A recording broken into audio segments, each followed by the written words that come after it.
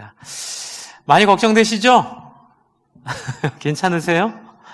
네. 얼마나 우리가 연약하고 우리가 얼마나 약은지 이제 좀 이걸 좀 우리가 아는 것 같아요. 무엇을 위해 사는지를 좀 많이 고민하는 이 코로나 바이러스 시즌이 됐으면 좋겠습니다. 저희가 이제 교회도 지금 열심을 다해서 최선을 다해서 방지하고 예방하려고 노력하는데 좀 이런 어려움이 있더라고요. 정확한 사실을 이해하지 못하고 그냥 막연한 불안감에 쌓여 있으면 일상이 망가지더라고요. 그죠? 해야 될 일 못하고 사람들과 관계도 잘 못 맺고 그냥 공포 가운데 이렇게 손해를 많이 보는 일들이 생기는데요. 그래서 제가 열심히 공부를 했습니다. 또 목회자니까 공부를 했더니 생각보다는 처음에 나왔을 때 이 현상에서 우리가 느꼈던 두려움을 갖지 않아도 된다가 지금 질병관리본부 입장입니다. 특별히 그 독감 정도의 수준의 그 치사량 이제 그런 게 좀 있고요.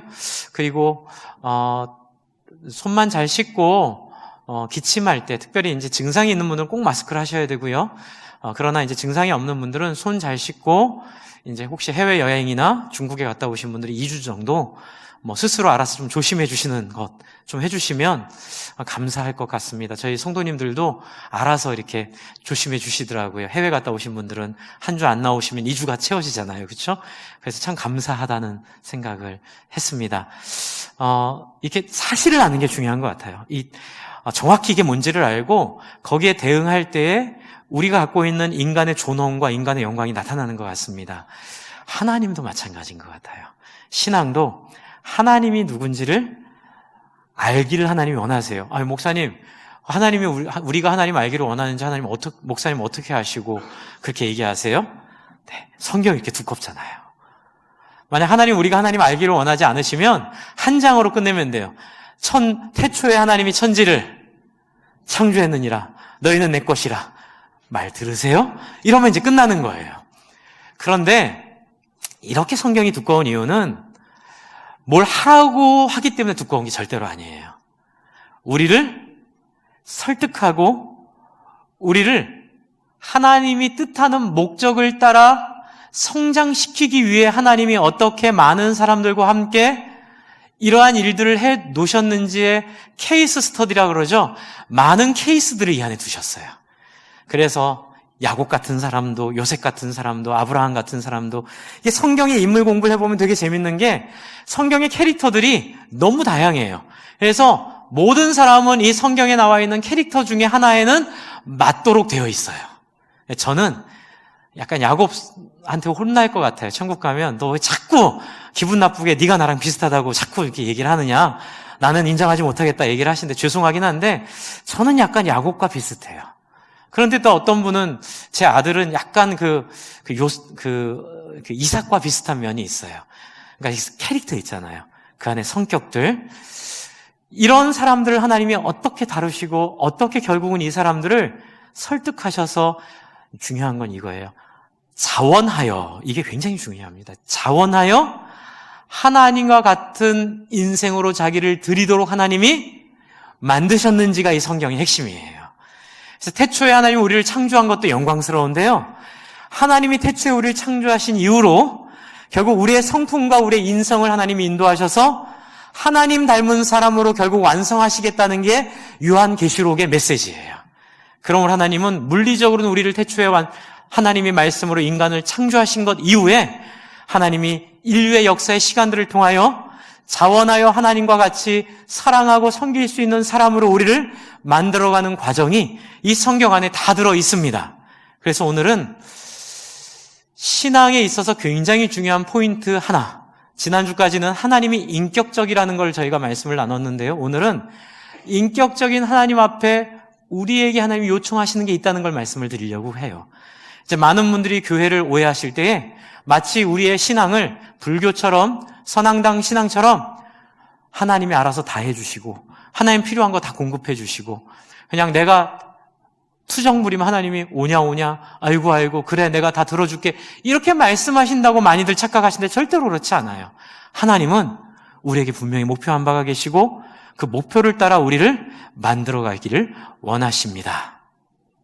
여러분, 그래서 오늘은 창세기 17장을 보시면요, 하나님이 이제껏 아브라함에게 나타나신 패턴에서 한 단계 발전한 모습이 보여요.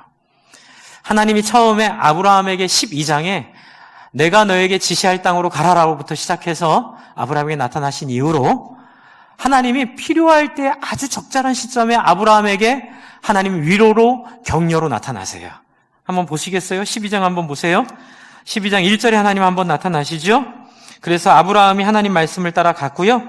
그리고 12장 또 특이하게는 17절에 아브라함의 일로 바로와 그의 집에 재앙을 내리심으로 또 나타나세요. 다 이게 누굴 위해 나타나시는 거죠? 아브라함을 위해서 나타나시는 거예요. 그렇죠? 그리고 또 13장에 아브라함이 좀 성장했어요. 이제 이 하나님을 경험해 보니까 하나님에 대한 좀 신뢰가 생겼어요. 그래서 아브라함이 놀랍게도 자기가 선택할 권한을 내려놔요. 그리고 롯에게 먼저 좋은 땅을 선택하라고 양보해요. 그런데 양보하고 나니까 쓸쓸하잖아요. 이 쓸쓸한 아브라함에게 하나님이 14절에 나타나세요. 롯이 아브라함을 떠난 후에 참 그래 믿음으로 했는데 다 나눠준 거예요. 그렇죠? 땅이고 뭐고 다 양보하고 나니까 얼마나 쓸쓸해요? 롯이 아브라함을 떠난 후에 여호와께서 아브라함에게 나타나 이르시되 뭐라고 하시죠? 여기도 좋은 얘기 해주세요. 아브라함 편에 쓰세요. 동서남북을 다 바라봐라. 내가 너에게 어떻게 하겠다? 다 주겠다. 너 양보해서 쓸쓸하지? 양보해서 마음이 안 좋지? 걱정하지 마. 내가 너 다 줄 거야. 이렇게 하나님이 아브라함 이렇게 따뜻하게 대해주고 계시죠. 그리고 결정적으로 15장에 지지난주에 말씀드렸던 아브라함이 또 롯을 구출해낸 다음에 반격이 두려운 그날 밤에 하나님이 아브라함에게 나타나셔서 내가 너의 뭐다? 방패다. 그리고 나는 너의 기업이다. 너 아들 없지? 염려하지 마. 내가 기업이니까 네 아들을 어디 하늘의 뭐처럼 별처럼 많게 해줄 거야. 여러분 다 공통점이 뭐예요? 하나님 나타나시면 다 좋은 일이 생겨요. 하나님 나타나시면 다 아브라함을 위로해 주시고, 하나님 나타나시면 다 아브라함을 격려해 주시고, 하나님 나타나시면 아브라함을 칭찬해 주시고, 하나님 나타나시면 아브라함에 필요한 것들을 다 제공해 주세요. 여러분 그럴 때도 있어요. 처음에 우리가 기도할 때 저도 기적을 많이 경험했어요. 나눠주라고 하더라고요. 그래가지고 제가 아버지가 사주신 그 당시 18만 원짜리 기타가 있었어요. 1984년, 5년에 사주신 기타예요. 1985년에 18만 원짜리 기타면 굉장히 비싼 기타입니다. 네. 그 비싼 성음 기타 중에 그레이드가 좀 높은 기타였는데 제가 그때 은혜를 받았어요. 그래서 하나님이 주신 기타잖아요. 기도해서 받은 기타거든요. 그런데 어디 누가 수련회에서 기타를 치다가 기타가 부러져 버렸어요. 기타가 없잖아요. 그래서 제 기타를 기증했어요. 교회에다가. 기타를 기증했어요. 기증할 땐 되게 기뻤죠.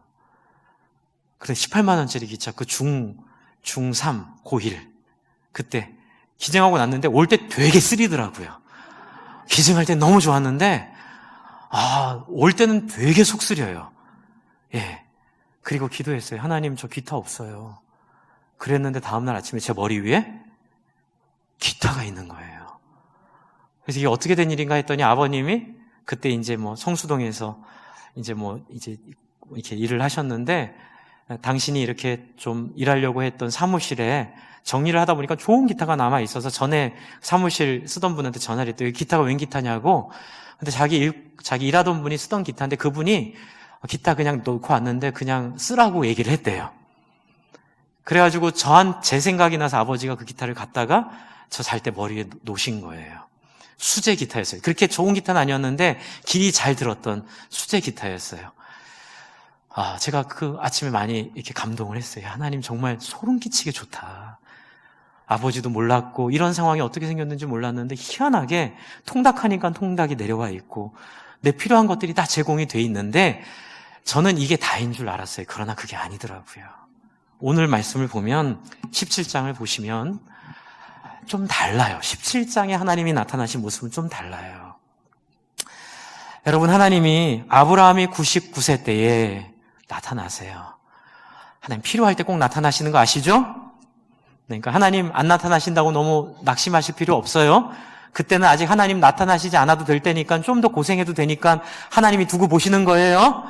그런데 결정적인 시간에 나타났어요. 99세 때. 근데 이 99세가 언제냐면 아브라함이 75세 때 하나님의 말씀을 쫓아왔던 뒤로 24년이 흘렀고 자식을 주겠다고 약속하신 뒤로도 꽤 흘렀던 시간이 흐른 뒤에요. 그 뒤에 아브라함도 이제 끝났구나. 하나님이 약속했지만 아멘. 믿음으로는 믿지만 현실적으로는 아닌가 보다. 이렇게 자포자기할 수밖에 없는 바로 99세 때 하나님이 짠 하고 나타나시는 거예요. 그리고 뭐라고 하시죠? 하나님이 이제 하신 말씀이 중요해요. 나는 전능하신 하나님이에요. 여태까지 하나님 나타나셨을 때는 내가 내게 지시할 땅으로 가라라고 하든지, 네가 눈을 들어 사방을 보면 땅을 다 너에게 주겠다고 하든지, 나는 너의 방패다, 너의 상급이다 하든지 그렇게 얘기를 하셨는데 이번엔 좀 라임이 달라요. 17장 1절에는 나는 전능하신 하나님이다. 꼭 필요한 얘기를 해주세요. 왜요? 99세라도 좌절하지 말아라. 너에게 무엇이 있을 거다? 아들이 있을 거다. 끝나지 않았다.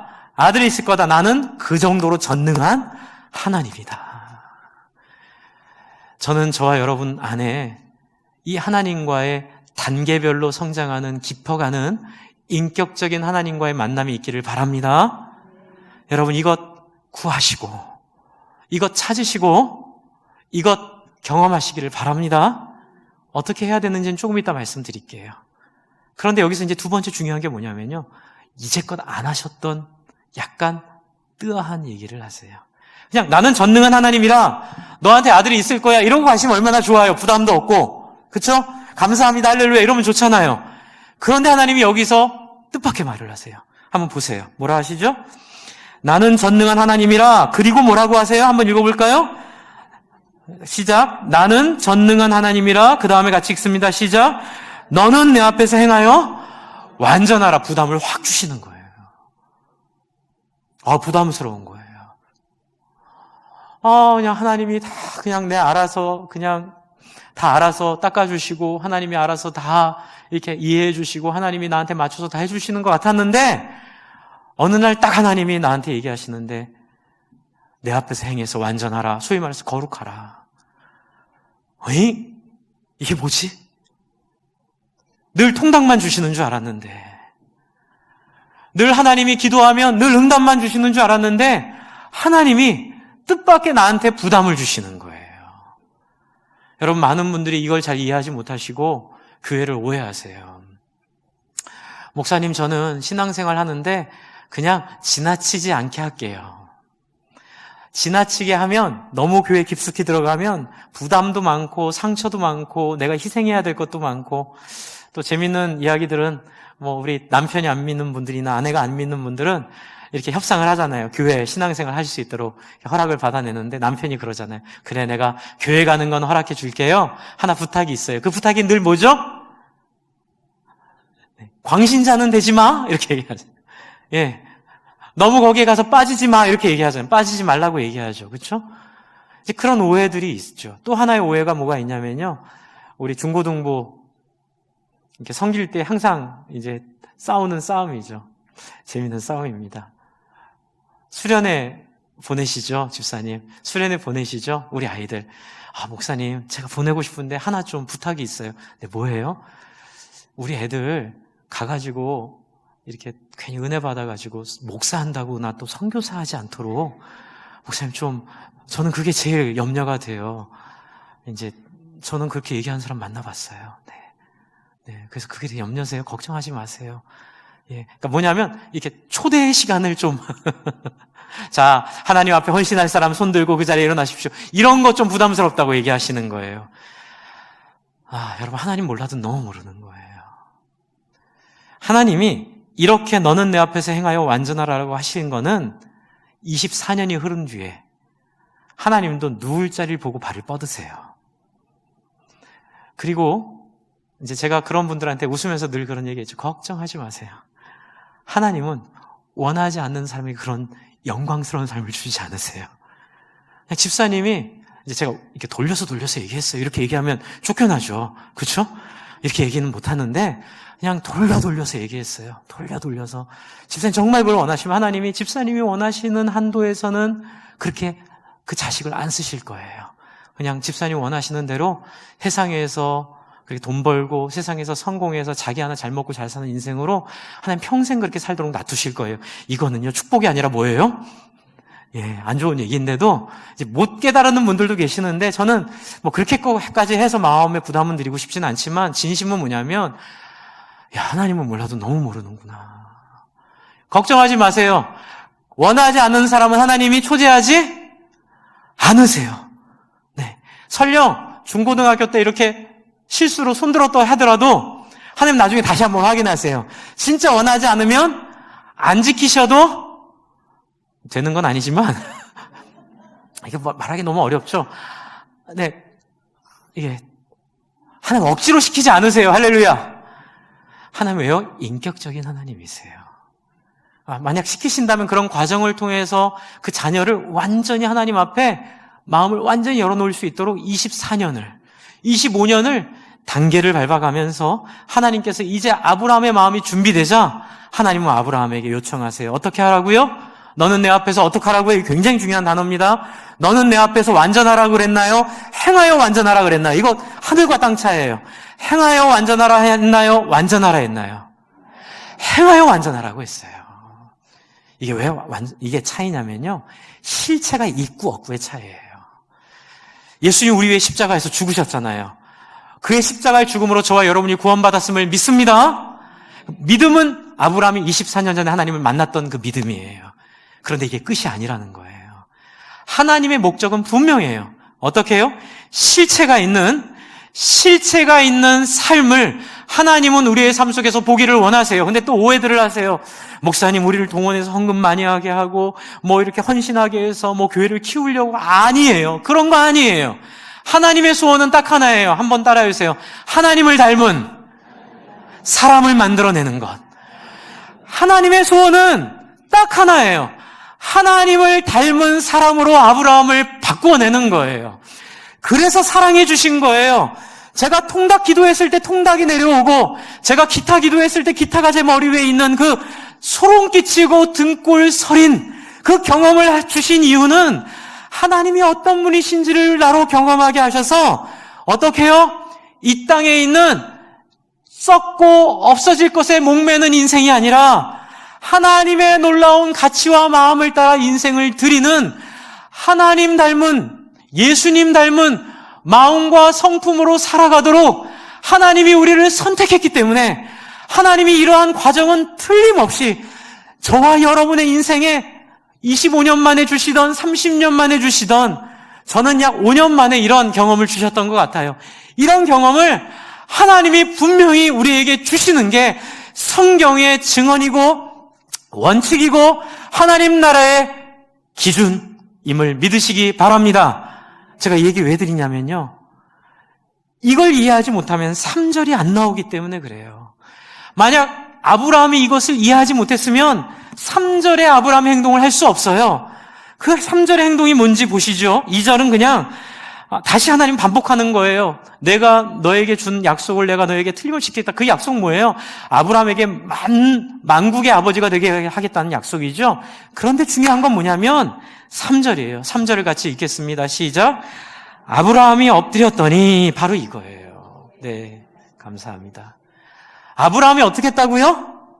엎드렸다는 거예요.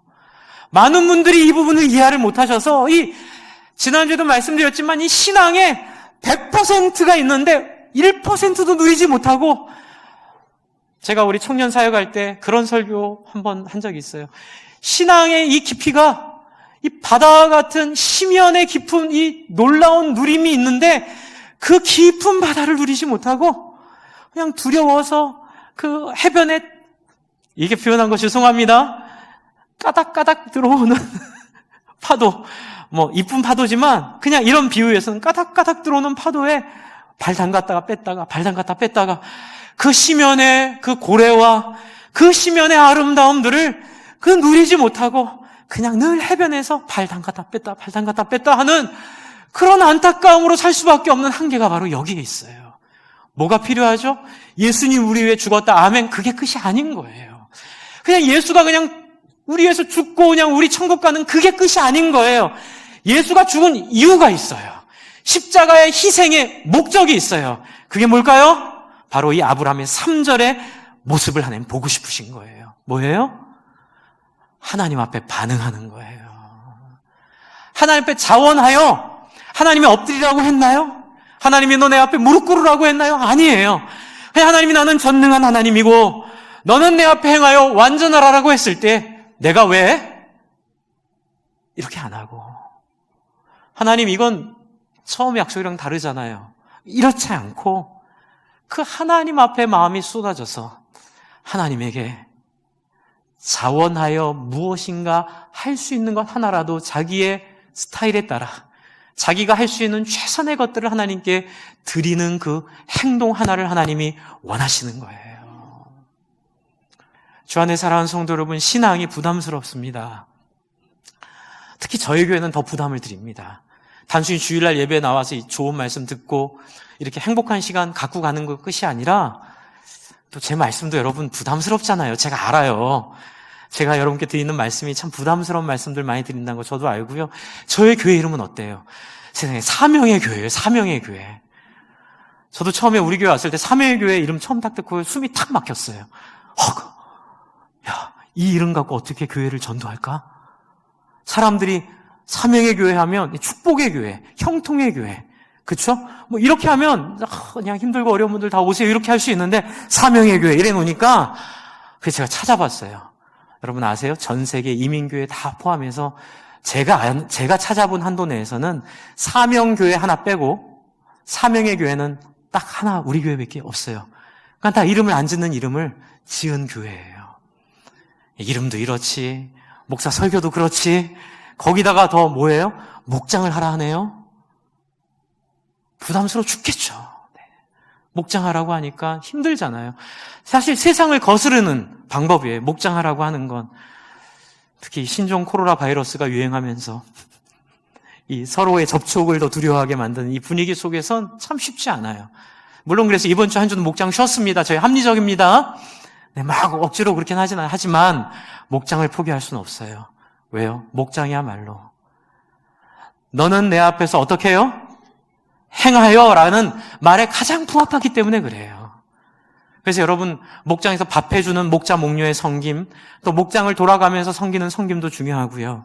또 나중에 오늘 끝에 말씀드릴 할례가 의미하는 뭐 주일 성수나 헌금도 중요하지만 그 모든 것들을 아울러서 여러분이 할 수 있는 무릎 꿇음이 무엇인지, 너는 내 앞에서 행하여 완전하라고 하나님이 말씀하셨을 때에 뭐라도 하나 하고 싶은데 할 수 있는 게 뭔지를 찾아보는 깊이가 여러분의 삶 속에 분명히 올 줄로 믿습니다.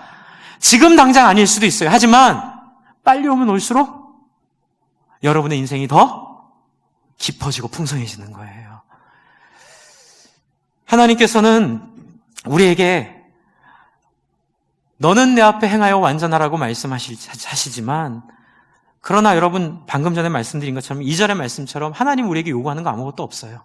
다 너를 위해서 내가 언약했고, 너를 위해서 내가 다 준비했고, 너를 위해서 이것을 다 했으니 너는 어떡하라? 나를 받아들이라는 거예요. 주 안에 사랑하는 성도 여러분, 저는 여러분이 예배에 나오시고 목장에 나가시고 모든 이 헌신과 희생이 남들이 보기 때문이 아니라 하나님을 사랑하기 때문에, 하나님께 감사하기 때문에 하는 믿음의 결단이 될 줄로 믿습니다. 특별히 여러분 목장 어려우신 분들 부탁을 한번 드릴게요.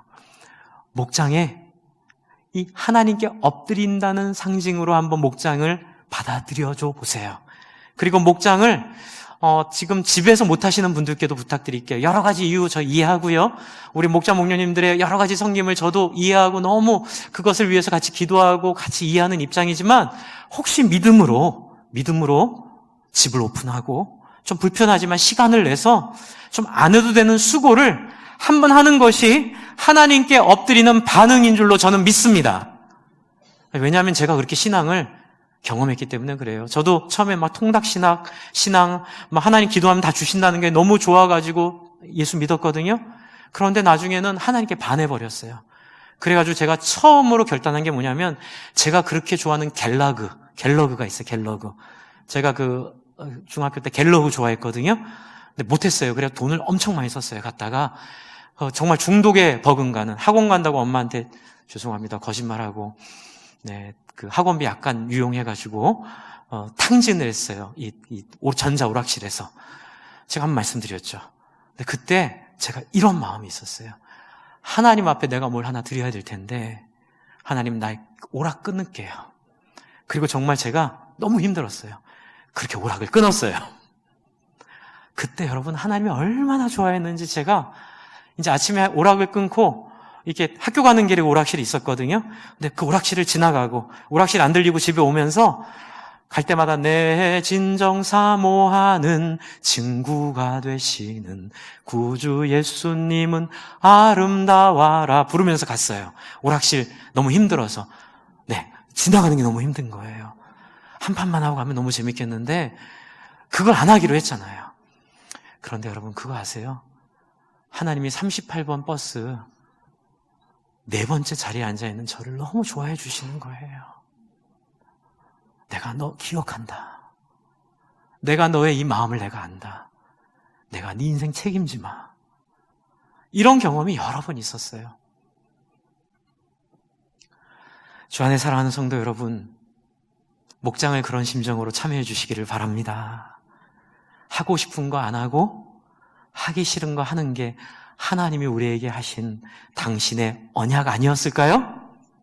하나님이 25년 동안, 4년 동안 기다려주시고 참아주시고 아브라함을 섬겨주신 그 사랑에 비하면 그냥 시간 내서 목장 한번 참석하고, 그렇죠, 교회에 함께 같이 가서 예배드리고 함께 하나님께 내 삶을 드리는 게 그리 어려운 거 아니잖아요. 이제 또 하나는, 여러분 지금 이 모습은 청혼과 비슷해요.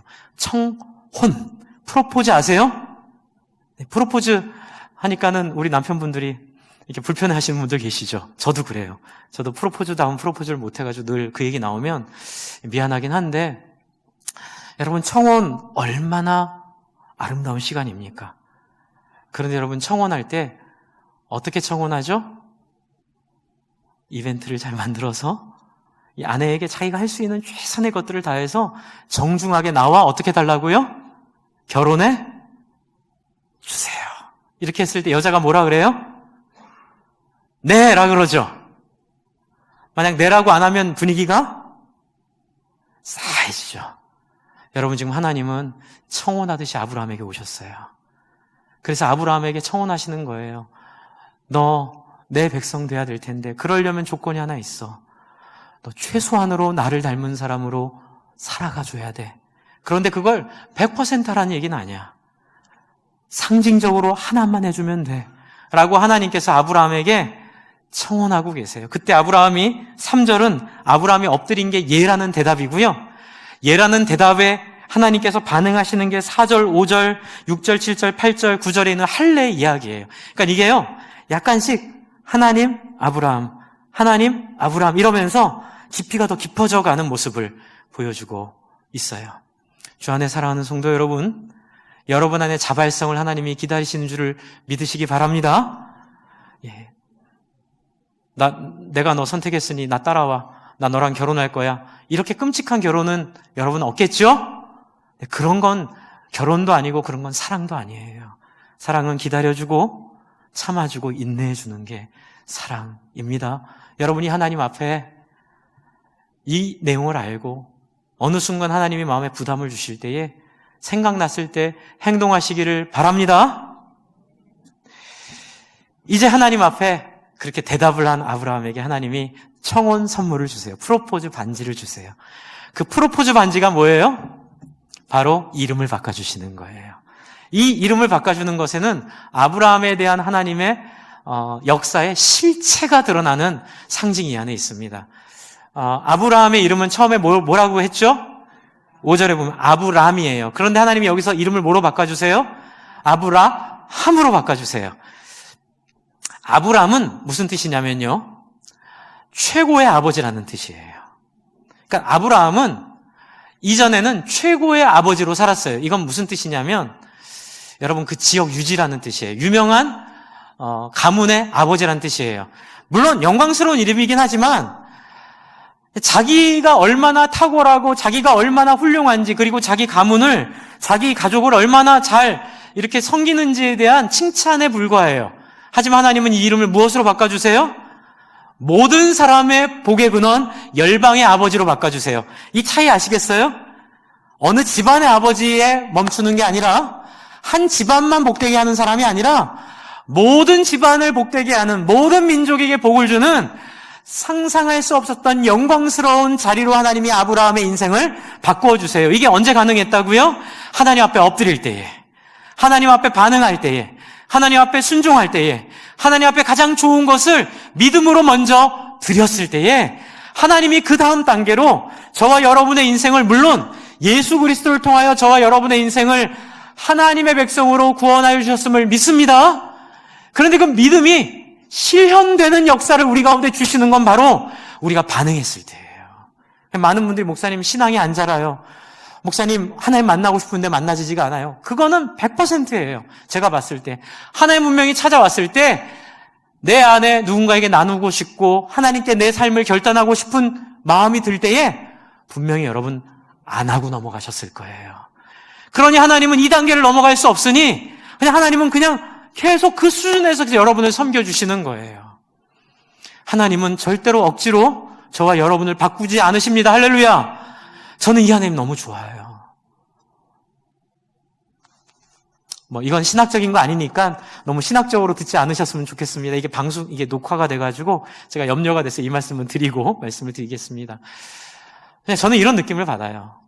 여러분 예수 안 믿는 분들 있잖아요. 그렇죠?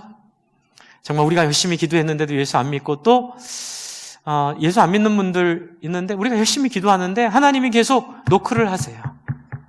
그러다 끝까지 마음 문을 못 열고 이렇게 못 믿고 돌아가시는 분들, 또는 영광스러운 삶을 못 누리고 돌아가시는 분들 있으면 되게 안타까워요. 그럼 하나님께 제가 이렇게 호소를 한 기억이 있어요. 하나님 뭐 하셔요?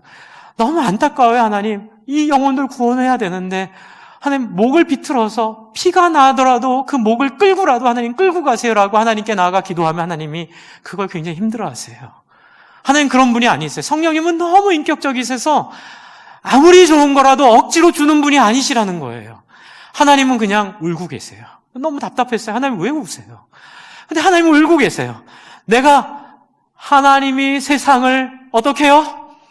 이처럼 사랑하사. 이 말이 뭐냐면 할 일을 다 하신 거예요.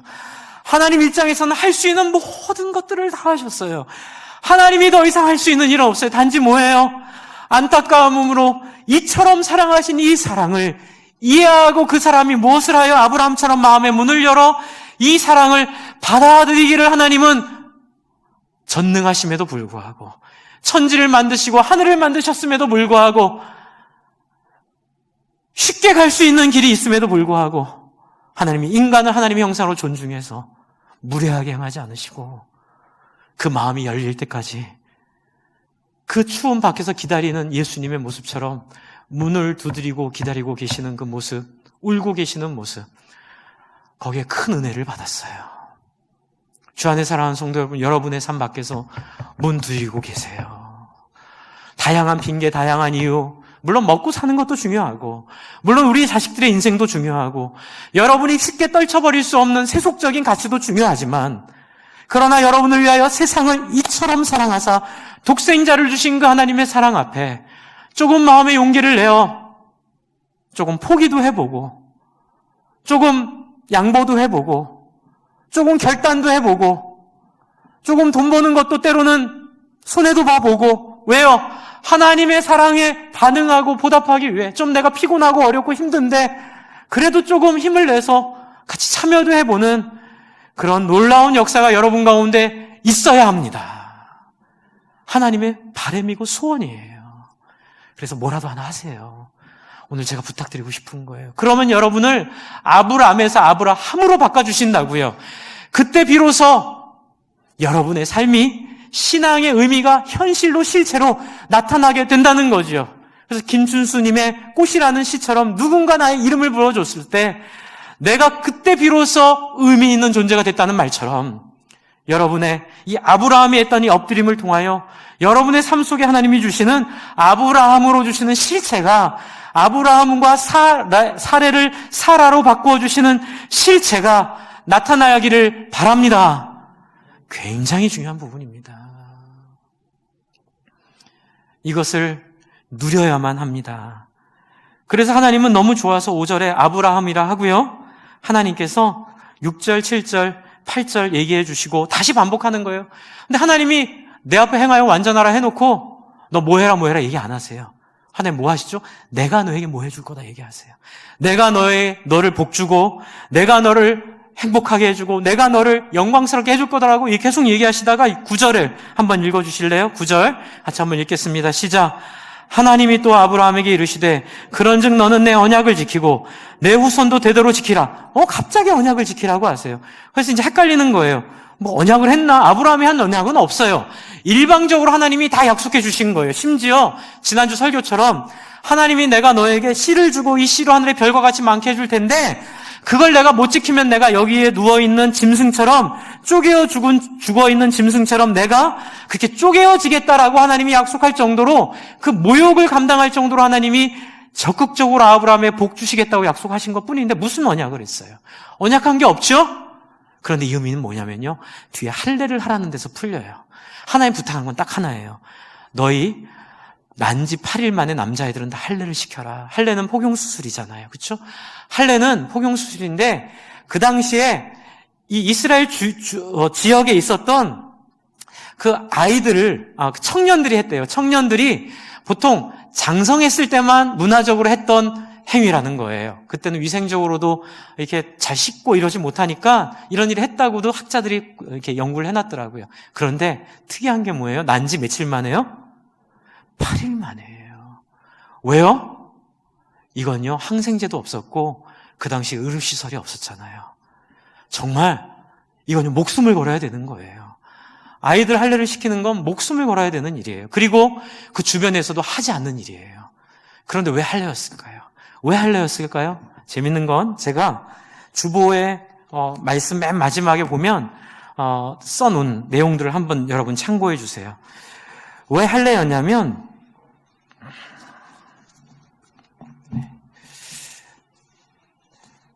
좀 설명을 드릴게요. 할례라는 이 단어가 몰이라는 단어에서 나왔어요. 몰. 히브리어로 몰이에요. 할례가. 그런데 몰이 어떤 의미를 갖고 있냐면 시편 118편 10절을 보면 끊다라는 의미가 있어요. 몰이요.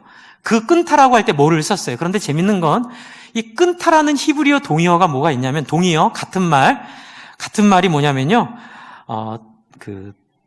바라라는 뜻이 있어요. 바라. 그게 뭐냐면 자르다 끊어내다는 뜻이에요. 그래서 하나님이 지난주에 설교드렸던 동물을 쪼개다라고 했을 때 그 쪼개다는 뭐냐면 이 바라트예요. 바타르. 그리고 이 하나님이 지금 얘기한 이 언약이라고 표현한 것은 베리트예요. 베리트. 그러니까 우리는 히브리어 그 어감을 모르잖아요. 그런데 히브리어 어감대로 제가 한번 읽어볼게요. 한번 9절을 한번 다시 보세요. 17.9절. 네. 하나님이 또 아브라함에게 이르시되 그런즉 너는 내 잘라냄을 지키고 이렇게 하시겠어요. 잘라냄을 지키고 내 후손도 대대로 지키라. 그래서 너희 중 남자는 다 어떻게 해라? 잘라내라. 이게 얘기된 거예요. 내가 자른 것처럼 너희도 잘라라. 할렐루야. 왜 할렐루야 하는지 모르시죠? 여러분, 할례를 하라고 한 거는 단순히 할례가 중요한 게 아니라 잘라낸다는 상식이 중요한 거예요. 잘라낸 거는 누가 먼저 자르셨죠? 하나님이 스스로를 쪼개겠다는 다짐을 하시고 우리에게 하나님의 언약을 주셨어요. 그 언약은 뭐예요? 내가 너를 하나님처럼 하나님의 성품을 닮은 예수 그리스도의 성품을 닮은 사람으로 너희를 내가 기업고 만들고야 말 테다. 할렐루야.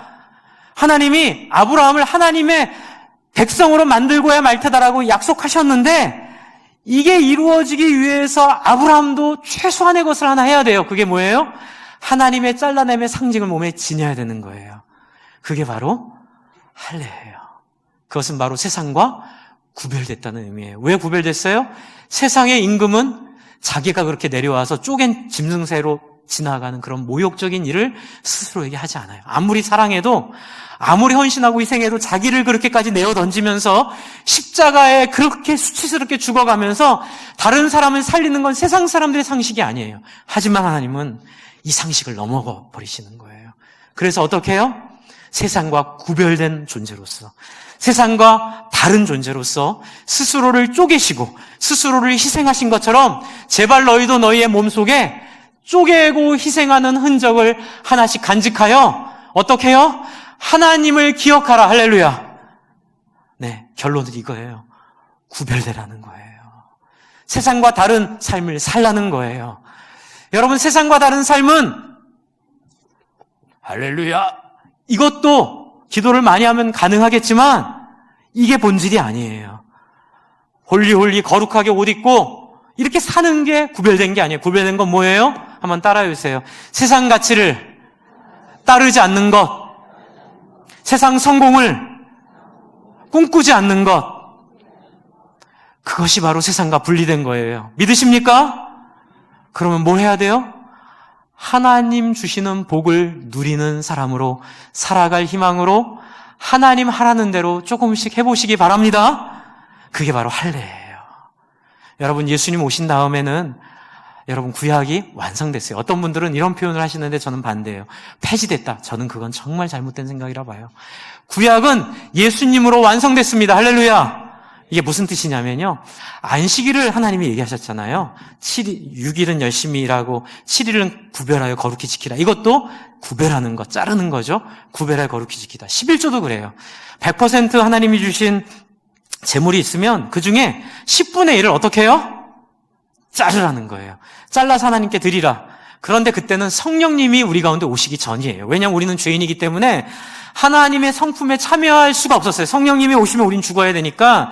그래서 예수님 보내신 거잖아요. 그래서 구약 때는 하나님의 성령이 함께할 수 없기 때문에 임시방편으로 상징적으로 억지로 안식일을 지키게 하고 11조를 지키게 해서 그걸 안 하면 막 벌도 주고 막 죽기도 하고 이런 일들을 하나님이 억지로 유지시키려고 지켜내셨어요. 하지만 예수 그리스도 십자가의 죽음으로 성령이 오셨습니다. 할렐루야. 저와 여러분이 신의 성품에 참여하게 되었습니다. 그래서 완성됐다는 거예요. 완성됐으면 어떻게 해야 될까요? 옛날에는 6일은 세상의 시간으로 보내고 하루는 하나님 날로 보냈는데 예수의 성령으로 완성된 사람의 삶은 어떻게 돼야 될까요? 7일 다가 안식일임을 믿습니다. 옛날에는 10분의 1만 하나님의 것이었지만 예수 그리스도의 십자가의 죽음과 부활로 하나님의 성품으로 살게 된 우리의 모든 재물은 100%가 하나님의 것임을 고백하게 되었습니다. 여러분, 이것이 바로 할례가 예수님의 십자가를 통해 완성됐다는 의미예요. 우리는 유치하고 시시하고 그렇게 재미없게 세상 가치에 말려들어 그 안에서 살 사람들이 아니에요.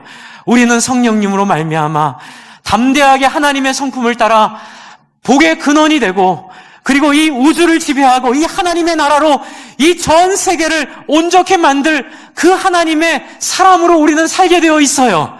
그러므로 이 땅의 삶이 중요하지 않아요. 이 땅의 삶이 다가 아니에요. 그리고 우리가 이 땅에서 바라야 될 소망이 돈이나 성공 그 정도 시시하고 재미없는 게 아니에요. 우리는 훨씬 재밌고 훨씬 영광스러운 꿈을 꾸며 사는 사람들입니다. 할렐루야. 제가 돈을 우습게 여기는 것도 아니고 성공을 우습게 여기는 것도 아니에요. 더 큰 게 있기 때문에 그래요. 더 영광스러운 게 있기 때문에 그래요. 더 풍성한 게 있기 때문에 그래요. 그게 뭐예요? 같이 한번 해주세요. 영원 구원하여 제사 삼는 일, 남을 잘되게 하는 삶, 바로 그거예요. 다른 사람을 성공시키고 다른 사람을 축복하고 다른 사람을 신의 성품에 참여하게 하는 이 영광스럽고 놀라운 삶에 여러분의 삶을 하나님이 쓰시도록, 여러분 할례, 그렇습니다. 육체 할례가 아니라, 사도 바울이 말했던 육체 할례가 아니라 우리의 마음의 할례를 받으십시다. 그리고 여러분 주일 성수, 목사님 이제 구약의 율법이 이제 끝났다고요? 그러면 주일은 뭐 성수 안 해도 되는 건가요? 바보. 성경을 전혀 모르는 거죠. 어떻게 성수를 안 할 수가 있어요? 일주일 내내가 하나님의 날인데 목장 우선순위, 주일 예배 우선순위, 말씀 우선순위, 그렇죠. 사람 내가 할 일이 있어도 할 일이 있어도 다른 사람 필요를 먼저 돌아보고 다른 사람을 먼저 챙기는, 제가 정말 영광스러운 거 너무 많이 봤는데 이 얘기는 꼭 하고 가야 될 것 같아요. 제가 청년 섬길 때에 공부 잘하는 아이가 있었는데, 아이들이 있었는데, 그 아이들이 예수 믿고 변한 게 뭔지 아세요? 시험 기간에 누가 필요하다 그러면 자기 시험 준비해야 되는데도 다른 사람 돕는 모습들이 보인다는 거예요. 그것 때문에 한두 점 떨어지고 스펙 떨어지는 걸 두려워하지 않더라고요. 그런데 걔네들이 다 잘 됐어요. 할렐루야.